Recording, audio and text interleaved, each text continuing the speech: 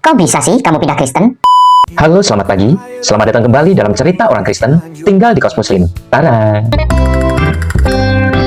Kok bisa sih kamu pindah Kristen? Kamu nanya. Bisa dong, itu semua berkat kasih karunia Tuhan. Oke, saya akan cerita. Saya memiliki seorang sahabat yang tinggal di kota yang berbeda dengan saya. Dia seorang pendeta, selain juga memiliki beberapa bisnis keluarga. Tahun 2012 persahabatan kami mulai pecah. Dipicu dengan apa yang dia sebut sebagai saya terlalu mencampuri kehidupannya. Waktu itu masih zamannya handphone BlackBerry, yang memiliki BlackBerry Messenger sebagai fitur eksklusif di handphone ini.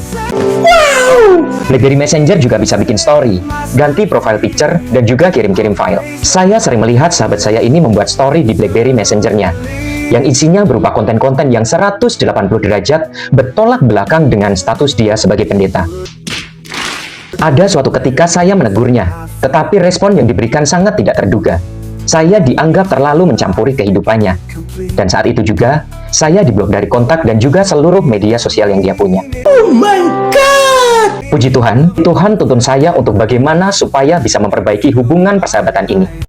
Dengan berbekal sedikit informasi, tidak mengenal kota tersebut, tidak paham mengenai gereja, saya memberanikan diri untuk masuk gereja.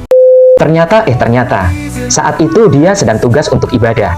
Saya yakin dia tidak mengetahui keberadaan saya di situ, karena gerejanya besar dan jemaatnya banyak. Saatnya ibadah dimulai. Saya nggak paham apa yang harus saya perbuat.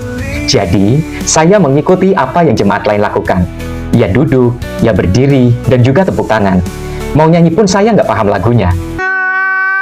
Saat pujian penyembahan itu saya merasakan hal yang berbeda. Undescribable. Kalau istilah saya itu adalah krenyes-krenyes gitu ya. Jadi berasa sedih, tapi bahagia. Saya nggak paham apa yang saya rasakan saat itu. Tapi yang kemudian saya tahu, itu adalah candu. Ibadah selesai, saya pulang. Sudah tidak terpikirkan lagi keinginan untuk bertemu dengan sahabat saya itu. Saya pulang, minggu kemudian saya datang, dan minggu selanjutnya, saya kembali datang ke gereja tersebut. Puji Tuhan, saya tidak hanya datang pada hari Minggu, tetapi relasi saya bertambah, kehidupan kekristenan saya berkembang, dan saya mulai bergabung dengan grup Komsel, dan juga melakukan pelayanan bersama grup Komsel di ibadah raya. Karena pekerjaan yang banyak dan menyita energi, akhirnya saya memutuskan untuk bergereja di Solo. Gereja yang masih satu sinode dengan gereja di mana saya pertama kali berjemaat dan juga melayani.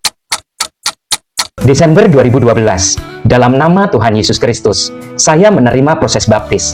Dan puji Tuhan, sampai saat ini saya masih tercatat sebagai anak Kristus. Haleluya.